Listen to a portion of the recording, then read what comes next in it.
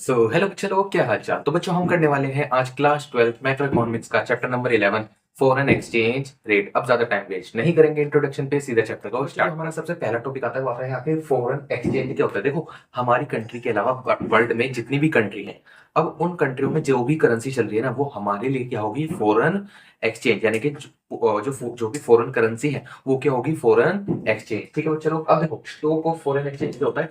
हमारी कंट्री में जो आरबीआई है, किसी भी एक पर्टिकुलर पॉइंट ऑफ टाइम पे आरबीआई के पास बाकी जितनी भी फॉरेन करेंसी है, जिसको आप फॉरेन एक्सचेंज बोलते हो, उनका जो भी स्टॉक होगा वो क्या होगा, हमारा फॉरेन एक्सचेंज का स्टॉक। ठीक है बच्चों लोग, देखो it refers to the stock of foreign exchange with RBI at a particular point of time. यानी कि एक पर्टिकुलर पॉइंट ऑफ टाइम के बाद एक पर्टिकुलर पॉइंट ऑफ टाइम पर आरबीआई ने कितना फॉरेन करेंसी का स्टॉक मेंटेन करके रखा हुआ है। ठीक है बच्चों लोग, देखो उसके बाद आता है फॉरेन एक्सचेंज रेट, जो हमारा मेन चैप्टर है। ये क्या होता है, एक ऐसा रेट होता है eight which domestic currency can be exchange with the currency of other country. यानी कि फॉरेन एक्सचेंज रेट एक ऐसा रेट होता है जिसके मदद से हम अपनी करेंसी को किसी और कंट्री की करेंसी से एक्सचेंज कर सकते हैं। ठीक है चलो, अब देखो price paid in domestic currency for buying a unit of foreign currency. देखो फॉरेन एक्सचेंज रेट ना मेजर कैसे करा जाता है कि किसी भी और कंट्री की करेंसी की एक यूनिट खरीदने के लिए हमने अपनी डोमेस्टिक करेंसी की कितनी यूनिट देनी पड़ी। ठीक है चलो, तो हम ऐसे निकालते हैं फॉरेन एक्सचेंज रेट को। For example, if a 50 rupees are to be paid to buy $1, ये एग्जांपल हाइपोथेटिकल है, रियलिटी में वैल्यू कुछ और होगा। ठीक है, इफ 50 रुपए are to be paid to buy $1 then the exchange rate क्या होगा, $1 50 रुपए का। मतलब आपने यूएस डॉलर की एक यूनिट खरीदने के लिए अपनी करेंसी की 50 यूनिट पे करी। तो ये क्या हुआ, हमारा फॉरेन एक्सचेंज रेट। अब देखो फॉरेन एक्सचेंज चैप्टर को अगर आप ये करेंसी वगैरह में पढ़ोगे तो बहुत ज्यादा आपको कंफ्यूजन क्रिएट कर सकता है, बट पढ़ते टाइम क्या याद रखो, जैसे आपने 11th में डिमांड सप्लाई पढ़ा था ना, बिल्कुल वैसे रखना। आप कोई प्रोडक्ट की तरह से देख रहे हो कि डॉलर डॉलर को मान के चलते हैं $1 मतलब पार्ले जी की यूनिट मान के चलते हैं। आपने अपनी करेंसी की कितनी यूनिट दी एक पार्ले जी का बिस्किट खरीदने के लिए। तो ऐसे ही आपने डॉलर को लेके चलो, कोई प्रोडक्ट है फॉर एग्जांपल, ठीक है, डॉलर एक प्रोडक्ट की तरह कि आपने $1 खरीदने के लिए कितनी यूनिट दी अपनी करेंसी की, तो वो क्या होगा, हमारा फॉरेन एक्सचेंज रेट। अगर आप इसको करेंसी में देखोगे तो कंफ्यूजन क्रिएट करेगा, बट अगर आप इसे प्रोडक्ट की तरह देखोगे कि आप एक यूनिट खरीदने को कितना अपनी करेंसी में पे कर रहे हो, वो आपको थोड़ा सिंपल पड़ेगा। ठीक है चलो, अब देखो ये क्या था, हमारा फॉरेन एक्सचेंज रेट क्या होता है। अब मेन आता है कि ये जो रेट है हमने निकाल दिया, $1 कितने का है, 50 रुपए का। ये कैलकुलेट कैसे होता है, ठीक है। अब देखो ये रेट कैलकुलेट करने के ना हमारे पास दो तरह के मेथड होते हैं। एक होता है फ्लेक्सिबल एक्सचेंज रेट और एक होता है fixed exchange rate. Flexible exchange rate क्या बोलता है कि जो भी, देखो जैसे मैंने यहाँ पे भी लिखा हुआ है, फ्लेक्सिबल एक्सचेंज रेट क्या होता है कि जो भी ये जो रेट चल रहा है ना करेंसी के बीच में। अच्छा, यहाँ पे हमने सिर्फ एग्जांपल के लिए डॉलर लिया है, वर्ल्ड में जो भी करेंसी होगी, मतलब जितनी भी कंट्री, उस कंट्री में जो भी करेंसी होगी उस हिसाब से ये कैलकुलेट होता है। डॉलर बस एग्जांपल के लिए, ठीक है। अब देखो ये जो रेट होते हैं ये सेट कैसे होते हैं। एक होता है flexible exchange rate. Flexible exchange rate क्या बोलता है कि जो हमारी कंट्री में डिमांड सप्लाई चल रही है डॉलर की या और भी किसी भी करेंसी की, उसके अकॉर्डिंग जो है हम फॉरेन एक्सचेंज रेट को सेट करते हैं। ठीक है, एक होता है fixed exchange rate. Fixed exchange rate क्या बोलता है कि डिमांड सप्लाई कैसे चल रही है हमें उससे फर्क नहीं पड़ता, गवर्नमेंट जो भी रेट सेट करेगी उस रेट पे हमारी करेंसी जो है सोल्ड होगी मार्केट में। इतना क्लियर हुआ सब बच्चों को, ठीक है। अब देखो सबसे पहले हम बात करेंगे फ्लेक्सिबल एक्सचेंज रेट की। अब इधर से ध्यान से पढ़ना क्योंकि ये इंपॉर्टेंट। फ्लेक्सिबल एक्सचेंज रेट क्या होता है, it is that rate which is determined by the supply demand forces in the foreign exchange market. यानी कि जो भी क्या कहते हैं, फॉरेन एक्सचेंज मार्केट में जो भी डिमांड और सप्लाई चल रही है करेंसी की, उसके बेसिस पे जो भी रेट सेट करा जाता है वो क्या होता है, हमारा फ्लेक्सिबल एक्सचेंज रेट। ठीक है चलो, और इसी को ही फ्री एक्सचेंज रेट भी बोला जाता है। ठीक है चलो, अब देखो यहाँ पे डिमांड सप्लाई हुआ, डिमांड सप्लाई कैसे काम करता है, ठीक है। अब जो आपने 11th में डिमांड सप्लाई पढ़ा था ना, सेम वही है। देखो सबसे पहले डिमांड फॉर फॉरेन एक्सचेंज हमने क्या करा, जो भी हम कितने डॉलर परचेज करें एक तरह से उसको क्वांटिटी मान के वो हमने एक्स एक्सिस पे रखा और एक्सचेंज रेट को हमने लिख दिया वाई एक्सिस पे। ठीक है, अब एक चीज देखो, आपको पता है आपने 11th में पढ़ा था डिमांड सप्लाई में, डिमांड क्या कहते हैं, किसी भी प्रोडक्ट की प्राइस और उसकी डिमांड में क्या होता है, नेगेटिव रिलेशन। अगर प्राइस बढ़ेगी तो डिमांड कम होगी। फॉर एग्जाम्पल ऐसे ना यहाँ पे करेंसी में भी होगा। अब मान के चलते हैं हमारा जो एक्सचेंज रेट है अगर वो ज्यादा होगा, एक्सचेंज रेट बढ़ने का मतलब क्या है, फॉर एग्जांपल कोई डॉलर, एक डॉलर हमें पहले 50 रुपए में मिल रहा था, अब रेट बढ़ने की वजह से $1 में 60 रुपए में मिल रहा है। ठीक है। ऐसे में क्या हुआ, पहले $1 के लिए हमें 50 रुपए पे करने पड़ते थे, अब उसी के लिए हमें 60 रुपए पे करने पड़ रहे हैं। तो अब हमारी जेब से ज्यादा पैसा जा रहा है, तो मतलब हमें अब ज्यादा खर्चा करना पड़ रहा है। तो हम क्या करेंगे, अगर किसी चीज की प्राइस बढ़ी तो उसकी क्वांटिटी कम कर देते हैं। इसका मतलब क्या होता है, डिमांड और क्या कहते हैं, प्रोडक्ट की डिमांड और उसकी प्राइस में क्या होता है, नेगेटिव रिलेशन। सेम हमने यही दिखाया। देखो, अगर हमारा जो एक्सचेंज रेट है R1 कितना है, 50 रुपए, तो हम कितनी क्वांटिटी परचेज करने को तैयार है, 100 क्वांटिटी। इतना, ओ सॉरी, अगर हमारा रेट है क्या है, R1, तो R1 पे देखो डिमांड का जो ग्राफ है उसमें हम कितनी क्वांटिटी परचेज करने को तैयार हैं, 200 क्वांटिटी। किसकी, यानी कि 200 यूनिट किसकी, डॉलर की, 50 रुपए के प्राइस पे। बट अगर हमारा रेट बढ़ के R2 हुआ, तो R2 पे क्या हुआ कि हम अब अपनी क्वांटिटी कम कर दी, कितनी कर दी, सिर्फ 100। यानी कि अगर 60 रुपए का प्राइस रहेगा तो हम सिर्फ $100 परचेज करेंगे। इतना क्लियर हुआ सब बच्चों को, डिमांड कैसे काम होता है। इसके बाद आता है सप्लाई। सप्लाई का कर्व कैसे होता है, अपवर्ड होता है। क्यों? क्योंकि देखो, प्राइस और क्वांटिटी में पॉजिटिव रिलेशन होता है। क्योंकि सप्लाई को पढ़ते टाइम आप प्रोड्यूसर के पॉइंट ऑफ व्यू से चीजों को पढ़ते हो। तो मतलब अगर कोई चीज जितनी ज्यादा महंगी होगी तो आप प्रोड्यूसर उसको ज्यादा बेचना चाहोगे, क्योंकि उसमें प्रॉफिट ज्यादा होता है। इतना क्लियर सब बच्चों को। अब देखो, अगर हमारी प्राइस R1 है, R1 कितना था, 50 रुपए। अब 50 रुपए पे ना प्रोड्यूसर को जो है प्रॉफिट कम होगा, तो इसलिए वो कम क्वांटिटी सेल करना चाहेगा। ठीक है। बट जैसे ही रेट हुआ R2, R2 मतलब 60 रुपए हुआ, तो वो 200 यूनिट बेचने को तैयार है, किसकी, डॉलर की। जिसकी वजह से देखो, अगर प्रोडक्ट महंगा तो उसे भी ज्यादा प्रॉफिट होगा। इसलिए क्या हुआ, यहाँ पे देखो पॉजिटिव रिलेशन, रेट बढ़ा तो क्वांटिटी भी बढ़ गई। इतना क्लियर सब बच्चों को। तो इक्विलिब्रियम रेट कहाँ आता था, आपने 11th में पढ़ा था, जहां पे डिमांड और सप्लाई आपस में मीट करते हैं, वो रेट क्या हो जाता है हमारा, इक्विलिब्रियम रेट। ठीक है चलो, अब देखो इसमें कोई प्रॉब्लम नहीं होती, क्योंकि अब तक जो मैंने पढ़ा है, आपने 11th 12th के डिमांड सप्लाई में सेम चीज पढ़ी है। बट फर्क कहाँ आता है, काफी बार ऐसा हो सकता है कि हमने इक्विलिब्रियम रेट निकाला, मतलब क्योंकि ये तो पहले ना थ्योरेटिकल चीज होती है कि हम ऐसा सोच के चल रहे हैं कि ये ऐसा होगा, हमने कोई भी इक्विलिब्रियम रेट निकाला, बट एक्चुअल में हो सकता है डिमांड ज्यादा आ जाए, डिमांड कम आ जाए, हो सकता है सप्लाई ज्यादा आ जाए, सप्लाई कम आ जाए। तो उन केस में क्या होगा, अब वो देखते हैं। बट उससे पहले ना आपको ये 4 वर्ड अच्छे से समझने पड़ेंगे। सबसे पहला क्या है, डेप्रिसिएशन, दूसरा एप्रिसिएशन, तीसरा डिवैल्यूएशन और चौथा है रिवैल्यूएशन। सबसे पहला वर्ड आता है डेप्रिसिएशन। डेप्रिसिएशन जैसे आपने अकाउंट में पढ़ा हुआ, डेप्रिसिएशन मतलब होता है किसी भी चीज की वैल्यू में कमी आ जाना, यानी कि किसी चीज की वैल्यू डाउन हो जाना नेचुरली। मतलब अगर किसी प्रोडक्ट को आप over the period of time use करोगे तो उसकी वैल्यू नेचुरली डाउन होगी। ठीक है। दूसरा होता है एप्रिसिएशन। एप्रिसिएशन मतलब होता है किसी चीज की value over the period of time increase हो जाना। ठीक है, नेचुरली। अब देखो, इसका एग्जांपल क्या होता है, लैंड, जो भी जमीन होती है वो क्या होता है, over the period of time उनकी वैल्यू बढ़ती रहती है नेचुरली, उसमें हमारा कोई कंट्रोल नहीं है। तो ये क्या हुआ, एप्रिसिएशन। ठीक है बच्चे लोग। अब देखो, एक वर्ड आता है डिवैल्यूएशन और एक होता है रिवैल्यूएशन। देखो, डेप्रिसिएशन के जैसा ही होता है डिवैल्यूएशन। डेप्रिसिएशन कैसे होता था, नेचुरली होता था कि over the period of time किसी प्रोडक्ट की वैल्यू कम हो। डिवैल्यूएशन क्या होता है कि क्या कहते हैं, किसी भी जो भी आप प्रोडक्ट है, जो भी चीज आप यूज कर रहे हो, उसकी वैल्यू में गिरावट आ जाना। बट वो गिरावट जो है जानबूझ कर लाई गई है, यानी कि डेलिबरेटली आपने किसी चीज की वैल्यू को कम कर दिया, वो जो होता है डिवैल्यूएशन। अब इसका ना मैं एक एग्जांपल बताऊं। मान के चलते हैं मैंने कोई फोन परचेज करा 10,000 रुपए, 1 साल बाद उसके मार्केट में वैल्यू कितनी होगी, 8,000 रुपए की। मतलब अगर मैं इसको बेचने जाता हूँ तो मुझे 8,000 रुपए मिल जाएंगे। तो देखो, 1 साल के अंदर अंदर उस फोन की जो वैल्यू है 10,000 से 8,000 आ गई, तो वो क्या हुआ, डेप्रीसिएशन। क्यों? बिकॉज नेचुरली वो मार्केट में वैल्यू उसकी डाउन हो गई है। बट मान के चलते हैं, जब मैं 1 साल बाद उस फोन को बेचने गया तो मुझे मोरे कोई जानने वाला मिल गया, और मैंने उसे, मैं कहा चल तू जानने वाला है, तो मैंने उसे 8,000 की जगह वो फोन 6,000 में दे दी। मतलब मार्केट में जो वैल्यू डाउन हुई थी वो 10 से 8 आई थी, बट जो 8 से 6,000 पे वैल्यू गई है वो मैंने जानबूझकर कराई, मैंने डेलिबरेटली कराई ये चीज। तो वो क्या हुआ, डिवैल्यूएशन। इतना क्लियर हुआ? ठीक है बच्चों। एक होता है डिवैल्यूएशन। देखो, एप्रिसिएशन क्या था, किसी चीज की वैल्यू बढ़ जाना नेचुरली, टाइम के साथ किसी चीज की वैल्यू बढ़ना।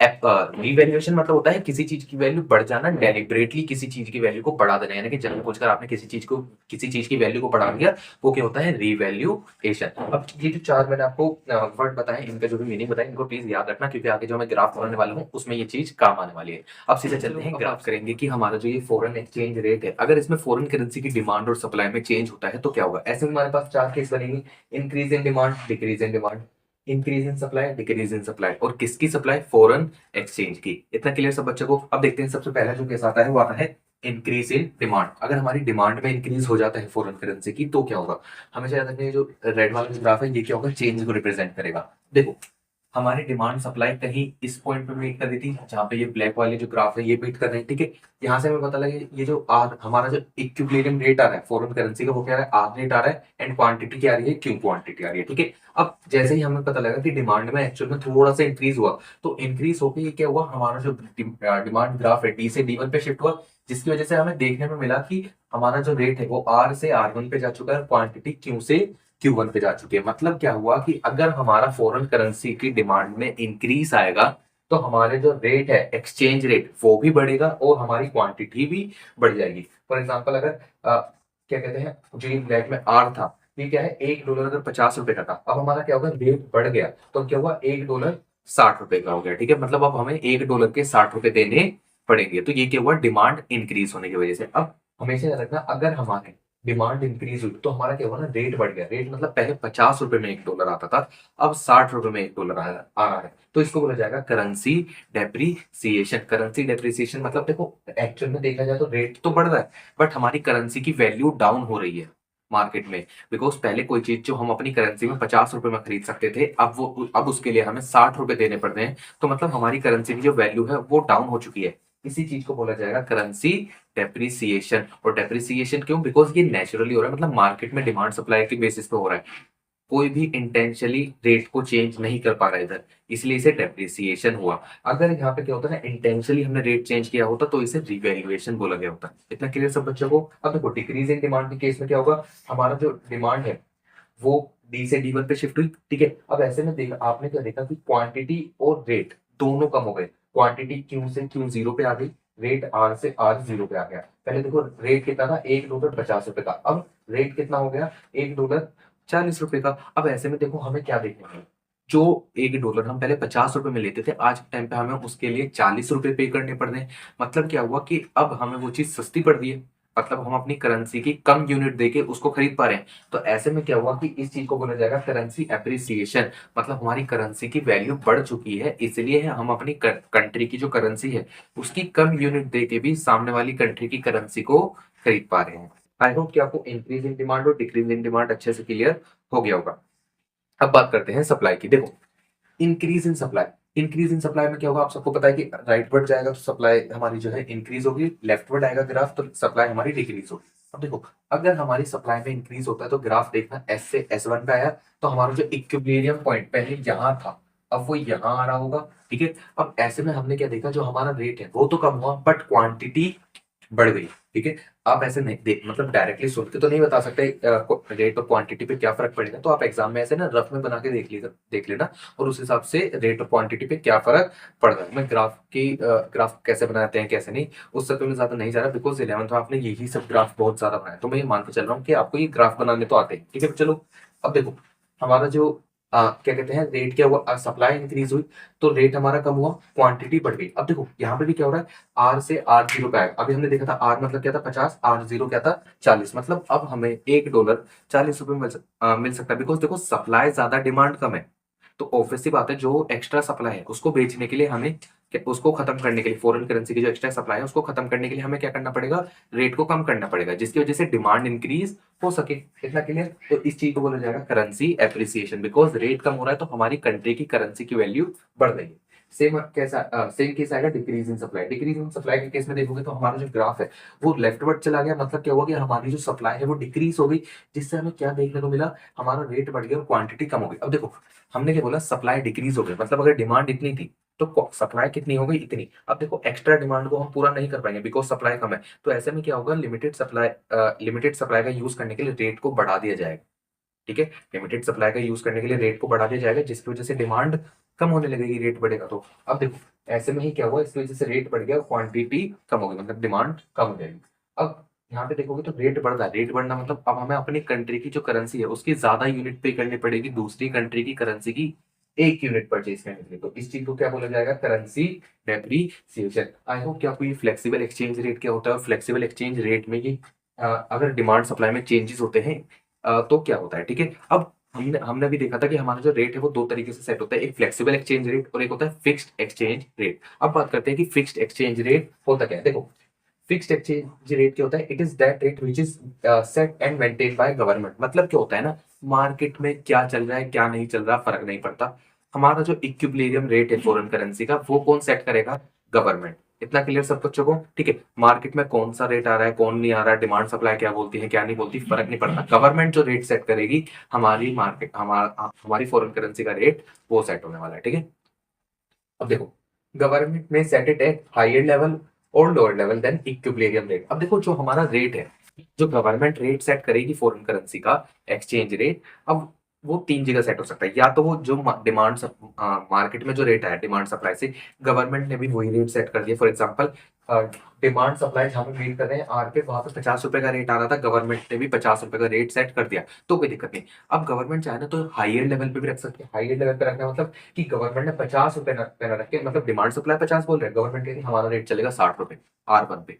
ठीक है, या फिर क्या हो सकता है, गवर्नमेंट बोलेगी हमें नहीं पता डिमांड सप्लाई क्या बोल रहे हैं, हम अपना रेट R0 यानी कि 40 रुपए पे रखेंगे। ठीक है, तो गवर्नमेंट क्या कर सकती है, जानबूझकर डेलिब्रेटली हम अपना जो एक्सचेंज रेट है उसको कम ज्यादा कर सकती है। इसको बोला जाता है फिक्स्ड एक्सचेंज रेट, यानी कि जब जो भी एक्सचेंज रेट है उसे गवर्नमेंट फिक्स करती है, मार्केट सप्लाई क्या बोलते हैं उससे फर्क नहीं पड़ता, उसको बोला जाता है फिक्स्ड एक्सचेंज रेट। ठीक है बच्चे लोग, अब देखो इसमें ना प्रॉब्लम जो सबसे ज्यादा मेन टॉपिक आता है वो आता है, अगर हमने रेट हाई सेट कर दिया, इक्विलिब्रियम रेट से हायर सेट करा और लोअर सेट करा, तो क्या होगा? सबसे पहले देखो, when exchange rate is set lower than equilibrium rate, यानी कि हमारा जो एक्सचेंज रेट फॉर एग्जांपल अगर 50 आ रहा है, गवर्नमेंट ने उसे R0 यानी कि 40 पे सेट कर दिया, तो क्या होगा? अब देखो सबसे पहले यहाँ पे देखना, हमारा जो इक्विलिब्रियम रेट आ रहा था वो R पे आ रहा था, यानी कि 50 रुपए का $1। ठीक है, अब तो हाँ डॉलर ना हम बस एग्जाम्पल के लिए लेके चल रहे हैं, हमारे इस चैप्टर में पढ़ने के लिए फॉरेन करेंसी में पूरे वर्ल्ड में जितनी कंट्री हैं उनमें से किसी भी कंट्री की कोई भी करेंसी हो सकती है, बस डॉलर को क्या है एग्जाम्पल के लिए लेके चलते हैं। ठीक है, अब गवर्नमेंट ने R0 पे रेट को सेट कर दिया। अब ऐसे में क्या हुआ देखो, हमारी जो सप्लाई है वो कहाँ तक होगी, Q0 तक, बट डिमांड देखना Q1 तक होगी, बिकॉज रेट जो है कम सेट, लोगों को लग रहा है यार हम कम पैसे देंगे डॉलर मिल सकता है।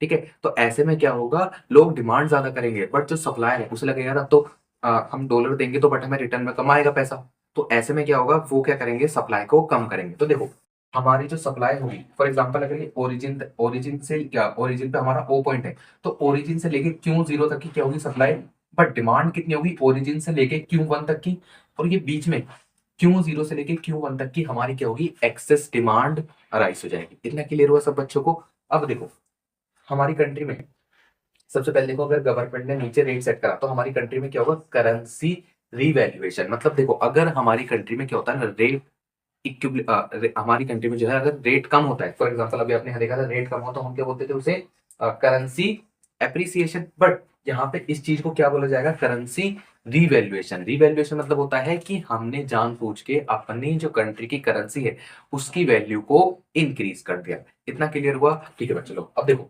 करेंसी रिवैल्यूएशन हुआ बिकॉज रेट कम सेट कराए गवर्नमेंट ने, और डेलिबरेटली कराए इसलिए रिवैल्यूएशन। अगर डेलिबरेटली ना होता मार्केट की वजह से होता तो उसे क्या बोला जाता है, करेंसी एप्रिसिएशन। अब देखो हमारी कंट्री में इसकी वजह से क्या हुआ, एक्सेस डिमांड की सिचुएशन अराइज हो गई।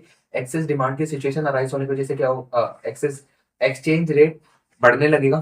देखो एक्सेस डिमांड की सिचुएशन अराइज होगी तो हमारी कंट्री में क्या होगा ना, एक्सचेंज रेट धीरे धीरे बढ़ने लगेगा। अब बढ़ने का मतलब क्या है कि फॉर एग्जाम्पल देखें, क्या कहते हैं, हमारी कंट्री में अगर एक्सचेंज रेट कम सेट हुआ तो सप्लाई तो कम होगी, डिमांड ज्यादा एक्सेस डिमांड आ रही है, तो एक्स्ट्रा डिमांड को पूरा करने के लिए जो सप्लायर है वो क्या करेगा, फॉरेन करेंसी का जो रेट है उसको धीरे धीरे बढ़ाने लगेगा।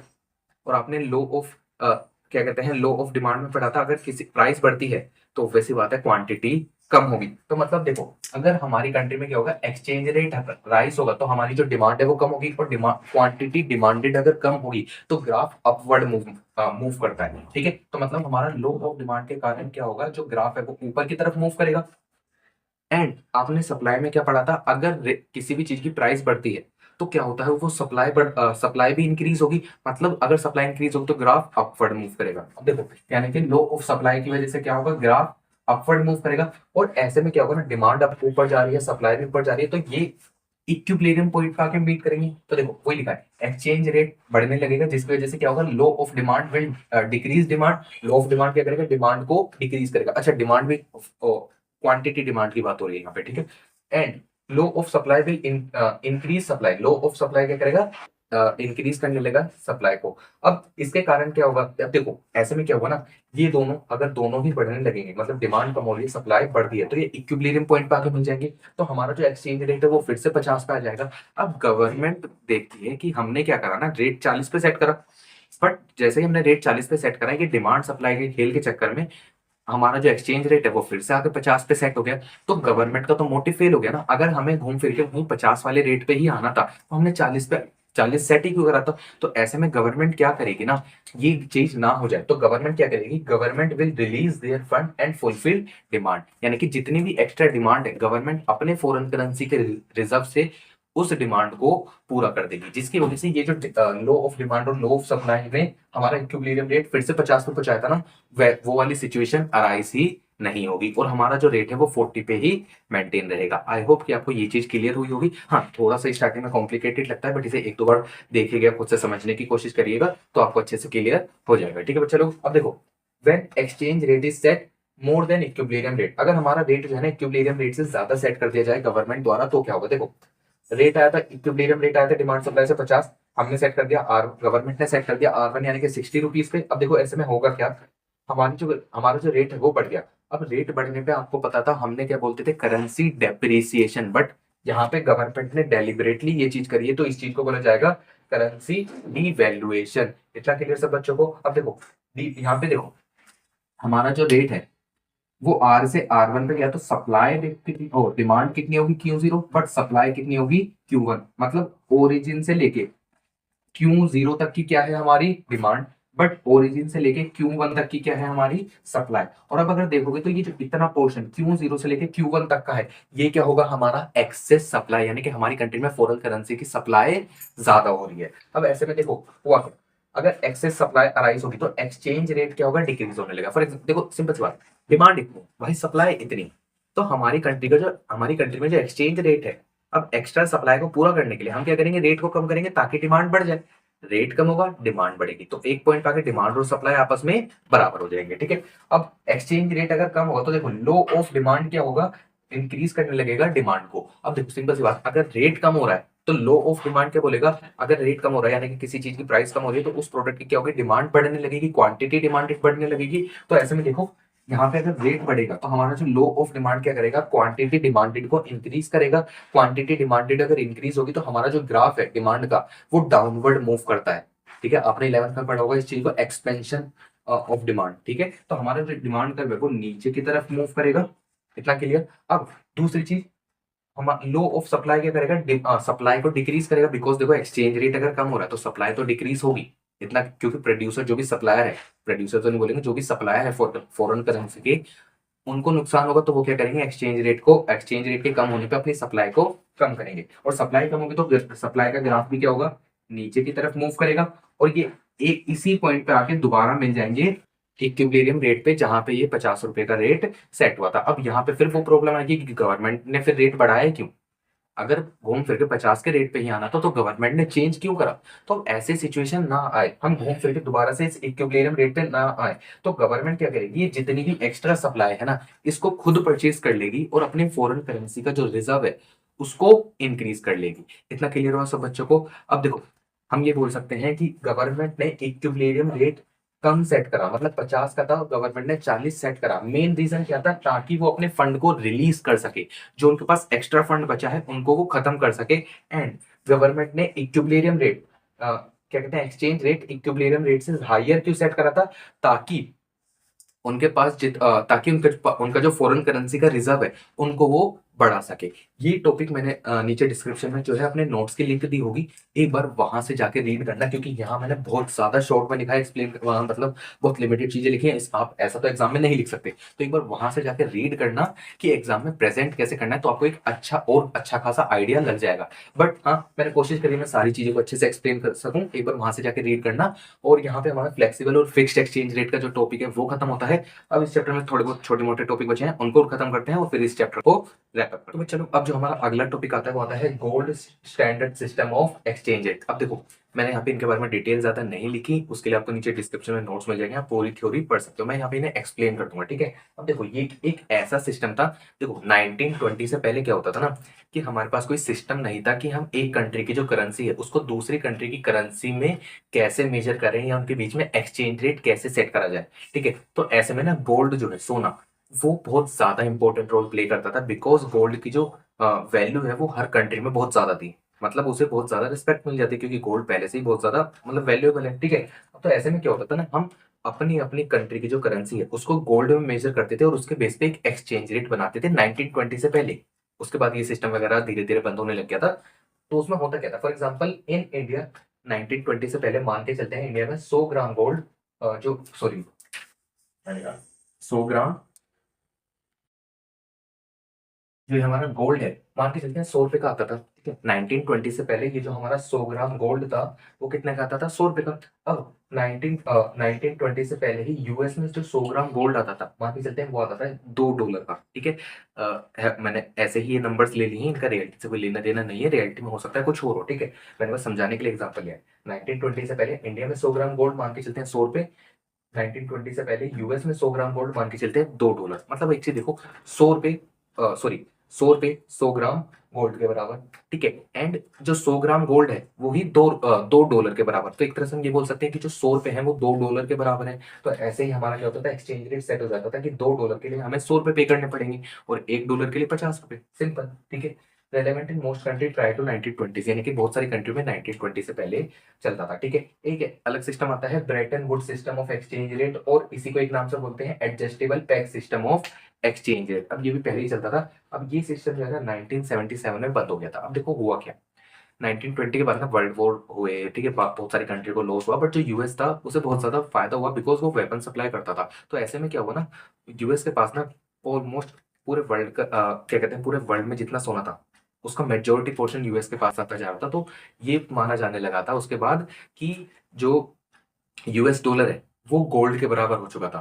तो तो मतलब बाकी कंट्री क्या करने लग गई थी ना, यूएस डॉलर के बेस पे अपनी जो करेंसी है उसको मेजर करने लग गई थी। फॉर एग्जांपल इंडिया वाले देख रहे हैं कि उन्हें $2 इंडियन करेंसी में कितने के मिल रहे हैं, फिर यूरोप वाले देख रहे हैं कि उन्हें $2 यूरोपियन जो भी करेंसी है यूरो वगैरह उसमें कितने के मिल रहे हैं, और उस बेस पे वो इंडियन करेंसी के साथ रेट सेट कर रहे थे। जैसे यहाँ पे गोल्ड के साथ हमने करा, वहां पे क्या उसके बाद क्या होने लगे थे, हम मेजर बेस किसको बनाने लग गए थे, यूएस डॉलर को। बट ये सिस्टम भी 1977 के बाद बंद हो गया था। उसके बाद जो है ना, क्योंकि सारी कंट्री डेवलप करने लग गई थी तो सारी कंट्री स्टेबल होने लग गई थी, तो यूएस डॉलर की जो इतनी ज्यादा वैल्यू को नहीं माना गया। एंड उसके बाद ये वाला जो सिस्टम है ये खत्म कर दिया गया। उसके बाद जो भी रेट सेट होते थे वो फ्लेक्सिबल एक्सचेंज रेट सेट होते थे, मतलब डिमांड सप्लाई के बेस पे या फिक्स एक्सचेंज, और कंट्री ही अपने हिसाब से सेट करती थी। इतना क्लियर हुआ सब बच्चों को, ठीक है। अब देखो ये इनके ऊपर जो थ्योरी है वो एक बार नीचे नोट्स में लिखी होगी, आप वहां से जाके रीड कर लेना, ज्यादा कुछ इनमें खास है नहीं, ठीक है। अब अगला जो टॉपिक आता है वो आता है मैनेज फ्लोटिंग। इसको जरूर याद रखना, ये एग्जाम में पूछा जा सकता है। मैनेज फ्लोटिंग क्या होता है, sale and purchase of foreign currency by central bank so that the exchange rate is manage within the desired limit. यानी कि देखो हमारे जो मार्केट में डिमांड सप्लाई के बेस पे जो भी एक्सचेंज रेट सेट होता है वो हो सकता है कभी कभार बहुत ज्यादा इंक्रीज हो जाए या कभी कभार बहुत ज्यादा डाउन चला जाए। अब कोई भी चीज का बहुत ज्यादा हो जाना और बहुत कम हो जाना दोनों ही अच्छा नहीं होता, नुकसान ही होता है, ठीक है। मतलब शॉर्ट टर्म में बेनिफिट हो सकता है बट लॉन्ग टर्म में वो चीज नुकसान दे सकती है, ठीक है। तो ऐसे में क्या होता है, आरबीआई जो हमारा सेंट्रल बैंक है वो चाहेगा कि हमारा जो एक्सचेंज रेट है वो मेंटेन रहे, वो ग्रो भी होना, मतलब अगर बढ़े या थोड़ा ना करेंसी की वैल्यू इंक्रीज हो तो वो धीरे धीरे हो, एकदम से कुछ भी ना हो, ठीक है। तो ऐसे में आरबीआई क्या करता है ना, मेंटेन करके रेट करता है, करके रखता है रेट को। कैसे, वो फॉरेन एक्सचेंज मार्केट में खुद ही अपनी करेंसी को सेल करता रहता है, परचेज करता रहता है, जिसकी वजह से डिमांड सप्लाई जो है ना ऊपर नीचे मेंटेन होती रहती है। इतना क्लियर हुआ सब बच्चों को। अब इसी चीज को ना डर्टी फ्लोटिंग भी कहा जाता है। डर्टी फ्लोटिंग मतलब कि हम अपने हिसाब से डिमांड सप्लाई को क्या कहते हैं, चेंज कर रहे हैं। इतना क्लियर। अब देखो इसके बाद जो अगला टॉपिक आता है वो आता है foreign exchange market. Foreign exchange market क्या होती है, एक ऐसी मार्केट होती है जहां पे जो भी फॉरेन करेंसी के बायर और सेलर है वो मिलते हैं और फॉरेन करेंसी को सेल परचेज करते हैं। और फॉरेन एक्सचेंज मार्केट में होगा पूरे वर्ल्ड में जितनी भी कंट्री है उनकी जो करेंसी होगी वो अवेलेबल होगी, ये होती है हमारी फॉरेन एक्सचेंज मार्केट। अब फॉरेन एक्सचेंज मार्केट के कुछ फंक्शन होते हैं, सबसे पहले होता है ट्रांसफर फंक्शन, क्रेडिट फंक्शन और हेजिंग फंक्शन। ट्रांसफर फंक्शन मतलब क्या होता है, परचेसिंग पावर को ट्रांसफर करना। परचेसिंग पावर मतलब क्या होता है कि अगर किसी पर्सन के पास पैसा है तो उसके पास परचेसिंग पावर है, ठीक है। अब फॉर एग्जाम्पल मान के चलते हैं आप दुबई में जाते हैं, आपके पास दुबई की करेंसी नहीं है, तो आप क्या करोगे, दुबई में जो भी एक्सचेंज सेंटर होगा, ठीक है। अब देखो दुबई में आपके पास इंडियन करेंसी तो चलेगी नहीं, तो वहां पे क्या होगा ना, आपके पास परचेसिंग पावर नहीं होगी कुछ भी खरीदने की। तो आप वहां पे जितने भी एक्सचेंज सेंटर होंगे, जो मनी एक्सचेंज जो सेंटर होंगे, आप वहां जाओगे, आप इंडियन करेंसी को दोगे, वहां से आपको दुबई की जो भी करेंसी है वो प्रोवाइड कराएंगे। तो मतलब क्या होगा, पहले दुबई की करेंसी उनके पास थी, मतलब परचेसिंग पावर सामने वाले के पास। अब आपने वो जब अपनी करेंसी को एक्सचेंज करा, तो वहां से दुबई की करेंसी आपके पास आई, मतलब आपके पास परचेसिंग पावर आ गई। तो ये ना एक तरह से क्या हुआ, परचेसिंग पावर ट्रांसफर करना हुआ, कि सामने वाले से हमारे पास परचेसिंग पावर ट्रांसफर हो गई। इसको बोला जाता है ट्रांसफर फंक्शन। दूसरा आता है credit function. Credit function simple है, ज्यादा कुछ नहीं है। क्रेडिट फंक्शन में क्या होता है कि फॉरेन एक्सचेंज मार्केट ना एक्सपोर्ट इंपोर्ट के लिए ना आपको फॉरेन करेंसी में क्रेडिट यानी कि एक तरह से लोन भी प्रोवाइड कराते हैं। बिकॉज अगर एक्सपोर्ट इंपोर्ट किया जाता है ना, वहाँ पे अमाउंट बहुत ज्यादा बड़े हो सकते हैं। तो ऐसे में क्या होता है ना, सबके पास जरूरी नहीं है पैसा हो उस टाइम पे पेमेंट करने के लिए। तो ऐसे में क्या होता है कि एक्सपोर्ट इंपोर्ट के टाइम पे ना फॉरेन एक्सचेंज मार्केट से क्रेडिट भी उधार क्या कहते हैं, क्रेडिट भी लिया जाता है। इतना क्लियर। थर्ड आता है hedging function. Hedging function important है, याद रखना। हेजिंग फंक्शन का मतलब क्या होता है कि रिस्क से प्रोटेक्शन करवाना, रिस्क से प्रोटेक्ट करना। अब देखो रिस्क कैसा, काफी बार ऐसा हो सकता है ना कि हम ना क्या कहते हैं, जो कॉन्ट्रैक्ट करते हैं वो अभी एग्जीक्यूट नहीं होना, फ्यूचर में होना है। फॉर एग्जांपल मान के चलते हैं, मैंने ना किसी भी बाहर वाले पर्सन से, आउट ऑफ इंडिया रहता है, उससे मैंने एक कॉन्ट्रैक्ट करा है कि वो मुझे एक महीने बाद क्या कहते हैं कोई मशीन भेजेगा, और मैं उसे एक महीने बाद $1,000 प्रोवाइड कराऊंगा। मान के चलते हैं आज डॉलर का रेट चल रहा है, जो आपने आज कॉन्ट्रैक्ट करा है कि एक महीने बाद वो मुझे मशीन देगा, मैं उसे पेमेंट करूंगा। मान के चलते हैं हमने क्या करा ना, कॉन्ट्रैक्ट करा, आज का जो रेट चल रहा है $1 80 का चल रहा है, तो मुझे कितनी पेमेंट करनी है, $1,000 की। अब एक चीज देखो, मुझे एक महीने बाद पेमेंट करनी है, तो हो सकता है डॉलर का रेट बढ़ सकता है, 80 से ज्यादा हो गया तो क्या होगा, मेरा नुकसान हो सकता है। फॉर एग्जाम्पल 82 पहुंच गया, तो मेरा नुकसान हो जाएगा $2 का। बट अगर 79 हो गया या 78 हो गया, तो मेरा फायदा भी हो सकता है। तो मतलब यहाँ पे देखो रिक्स है, फ्यूचर में पेमेंट करने के लिए यहाँ पे रिस्क है। तो हेजिंग फंक्शन क्या बोलेगा ना, कि मैं आपको प्रोटेक्शन दूंगा। प्रोटेक्शन कैसे, मैं बैंक के पास जाके कॉन्ट्रैक्ट करा सकता हूँ कि मुझे एक महीने बाद इतनी तारीख को इतने डॉलर इस रेट पे चाहिए आज के, मतलब मैं आज के $80 के रेट पे ना $1,000 अपने फिक्स करा सकता हूँ, और बैंक मुझे वो एक महीने बाद प्रोवाइड करेगा। तो ऐसे में क्या हुआ, एक महीने बाद कुछ भी रेट चल रहा हो, रेट 80 से कम हो 80 से ज्यादा, मुझे फर्क नहीं पड़ता, बैंक मुझे $80 के रेट पे ही जो है डॉलर प्रोवाइड करेगा। तो इससे क्या हुआ, हमारा रिस्क खत्म हो गया। इसी चीज को बोला जाता है हेजिंग फंक्शन। इतना क्लियर हुआ सब बच्चों को। अब देखो जो फॉरेन एक्सचेंज मार्केट होती है ना, वहां पे जो ट्रांजेक्शन होती है वो दो तरह की चलती है। एक जो होती है स्पॉट मार्केट ट्रांजेक्शन, एक होती है फॉरवर्ड मार्केट ट्रांजेक्शन। स्पॉट एक तरह से क्या होता है ना, करंट ट्रांजेक्शन को हैंडल करता है। करंट ट्रांजेक्शन मतलब कि मैंने सामने वाले से अभी कोई चीज परचेज करी और उसके लिए अभी पेमेंट कर दी, तो ये क्या हुआ कि स्पॉट ट्रांजेक्शन करंट, मैंने कोई चीज अभी खरीदी और अभी उसकी पेमेंट कर दी, क्या हुआ करंट ट्रांजेक्शन। फॉरवर्ड मार्केट क्या होती है, handle transaction meant for future delivery. Future delivery मतलब मैंने जैसे भी आपको एग्जांपल दिया था कि मैंने किसी से कॉन्ट्रैक्ट करा है, वो एक महीने बाद मुझे मशीन भेजेगा, मैं उसे एक महीने बाद पेमेंट करूंगा। मतलब कॉन्ट्रैक्ट अभी करा, जो भी हमारी ट्रांजेक्शन होगी वो मुझे मशीन भेजेगा, मैं पेमेंट करूंगा, वो कब होगी, एक महीने बाद। तो ये क्या हुआ, फॉरवर्ड ट्रांजेक्शन जो फ्यूचर में मेंट होने वाली है। इतना क्लियर। सेकंड पॉइंट क्या लिखा है, rate of exchange in this market called spot exchange rate. यानी कि स्पॉट मार्केट में क्या होगा, जो भी एक्सचेंज रेट होता है वो स्पॉट रेट, यानी कि जो करंट रेट क्या चल रहा है। फॉरवर्ड मार्केट में क्या होता है, exchange rate in this market called forward contracted exchange rate. Forward market में क्या होगा ना, मैंने जैसे भी आपको बताया कि हम क्या करेंगे, बैंक के पास जाएंगे, अपना एक कॉन्ट्रैक्ट लिखेंगे कि एक महीने बाद मुझे $80 के हिसाब से $1,000 चाहिए। अब एक महीने बाद कोई भी एक्सचेंज रेट चल रहा हो, हमें उससे फर्क नहीं पड़ता, हमें $80 पे बैंक जो है डॉलर प्रोवाइड कर देगा। मतलब हमने क्या हुआ कि आज के रेट पे डॉलर फिक्स कर लिए, जो हमें एक महीने बाद मिलेंगे। तो इसी चीज को बोला था फॉरवर्ड और कॉन्ट्रैक्टेड एक्सचेंज रेट। अब देखो अभी हमने जो बात करी थी हैजिंग की, करंट मार्केट में हैजिंग पॉसिबल नहीं है, यानी कि स्पॉट मार्केट में हैजिंग पॉसिबल नहीं है, बिकॉज हम करंट ट्रांजेक्शन कर रहे हैं ना, फ्यूचर की तो बात ही नहीं हो रही। तो रिस्क की प्रोटेक्ट रिस्क होना ना होना उससे फर्क ही नहीं पड़ता। तो यहाँ पे क्या हुआ, हैजिंग अलाउड नहीं होगी। बट फॉरवर्ड मार्केट में क्या होगा, फ्यूचर ट्रांजेक्शन की बात हो रही है, हमें फ्यूचर में ट्रांजेक्शन करनी है, तो यहाँ पे हैजिंग अलाउ हो सकती है। तो चलो ये था हमारा पूरा foreign exchange market chapter. I hope कि आपको सारी चीजें अच्छे से समझ आई होगी। अगर आपको कहीं भी डाउट हो तो आप मुझे नीचे कमेंट सेक्शन में पूछ सकते हो। इस चैप्टर के नोट्स जो है आपको डिटेल नोट्स वो आपको नीचे डिस्क्रिप्शन में मिल जाएंगे, वहां से जाके एक बार उन्हें डाउनलोड करके रीड जरूर करना, क्योंकि मैंने यहाँ पे बहुत ज्यादा शॉर्ट में लिखा है। ठीक है, जितने भी टॉपिक्स है आप वहां से एक बार डिटेल में रीड करोगे तो आपको सारी चीजें समझ आ जाएंगी। ठीक है चलो। और हाँ, इस चैप्टर में एक टॉपिक बचा है कि फॉरेन एक्सचेंज डिमांड क्यों करते हैं, यानी कि हमें जरूरत क्यों है, और फॉरेन एक्सचेंज हमें कहाँ से मिल सकता है। अब वो टॉपिक ना प्योर थ्योरेटिकल है, है, उसमें कोई समझाने वाला पॉइंट है नहीं, तो मैं उसे एज अ होमवर्क रख सकता हूँ कि आप उसे बुक से बस एक बार रीड कर लेना, क्योंकि उसमें समझाने वाला कुछ पॉइंट है नहीं। अगर आप एक बार रीड भी करोगे तो आपको आराम से समझ आना आ जाना है। ठीक है, चलो, तो वो एक बार आप देख लेना अपनी बुक से। और ये वाला चैप्टर भी हमारा खत्म होता है। अब मैं मिलूंगा सीधा आपको अगले चैप्टर की वीडियो में, तब तक के लिए बाय बाय।